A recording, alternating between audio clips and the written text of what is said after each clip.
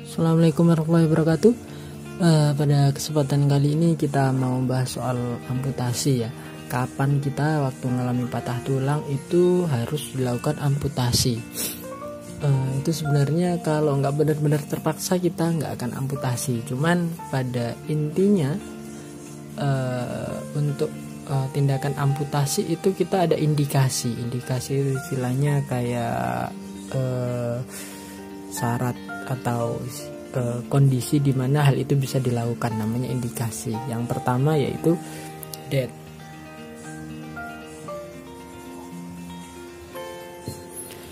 Death ini jelas ya, kalau misalkan kaki atau tangannya itu waktu kecelakaan kebentur parah, hancur, dilihat udah warnanya udah kehitaman, pembuluh darahnya rusak, nggak dapet aliran darah, lama-lama mati.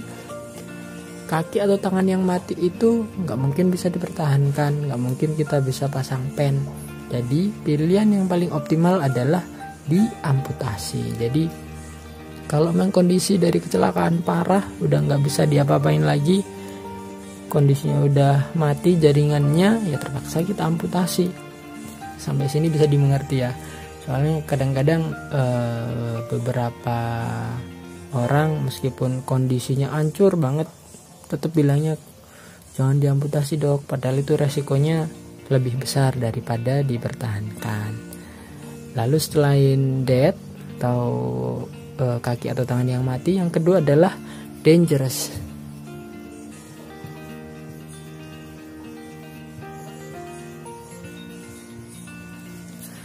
Dangerous ini dalam artian berbahaya.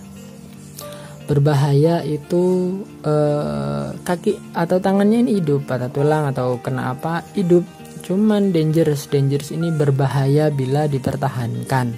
Contohnya seperti apa? Misalkan infeksi,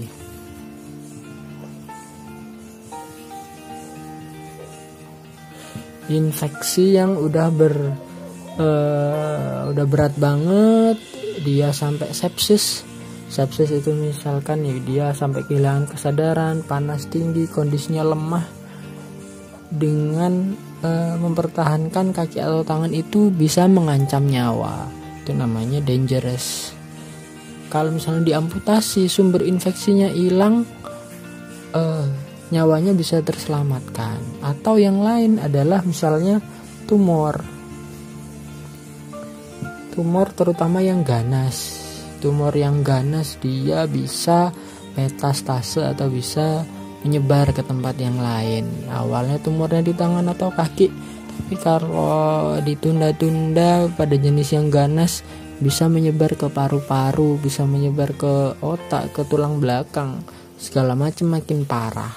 Itu meskipun kaki atau tangannya hidup, tapi dia masuk ke golongan dangerous. Makanya dia harus diamputasi pada kasus-kasus seperti itu. Lalu ada satu lagi D.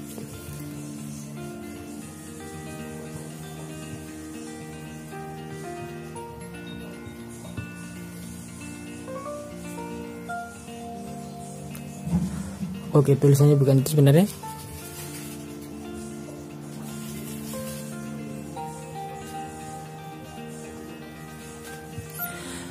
Damnuisance itu kakinya enggak mati, enggak berbahaya, tapi terlalu merepotkan kalau dipertahankan. Pada kasus seperti apa merepotkan itu? Masa iya sih sampai kita repot sama kakinya kita sendiri? Misalkan dia infeksi ringan,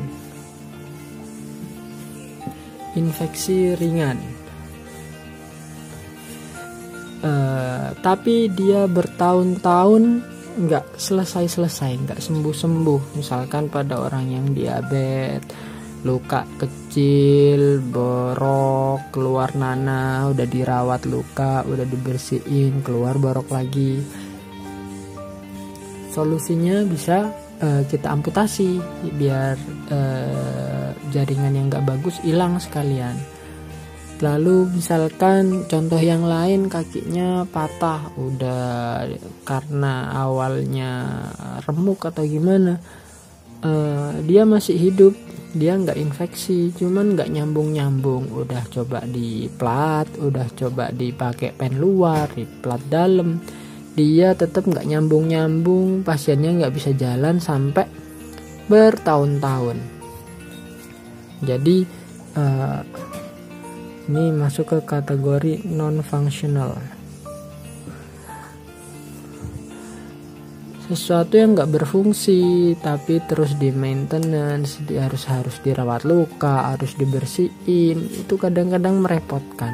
Bisa kita jadikan suatu indikasi untuk dilakukan amputasi, daripada pasiennya nggak bisa kerja, ngurusin kaki atau tangan yang nggak bisa dipakai sampai berbulan-bulan, bertahun-tahun, mending diamputasi pakai kaki palsu. 2 bulan 3 bulan udah bisa dipakai kerja, udah dipakai jalan biasa, pakai kaki palsu nggak masalah. Simpelnya itu, jadi amputasi pada dasarnya adalah 3D, death, dangerous, and dumb nuisance.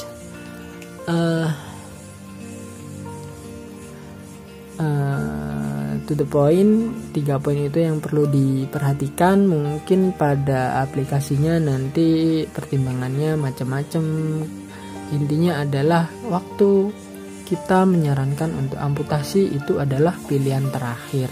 Kalau benar-benar nggak ada pilihan yang lain, entah itu karena mati, berbahaya, atau terlalu mengganggu untuk kualitas hidup si pasiennya.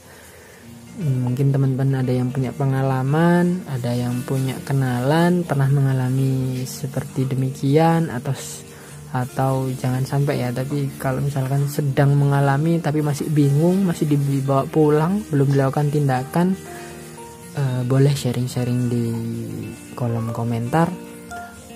Lain kali kita sambung lagi.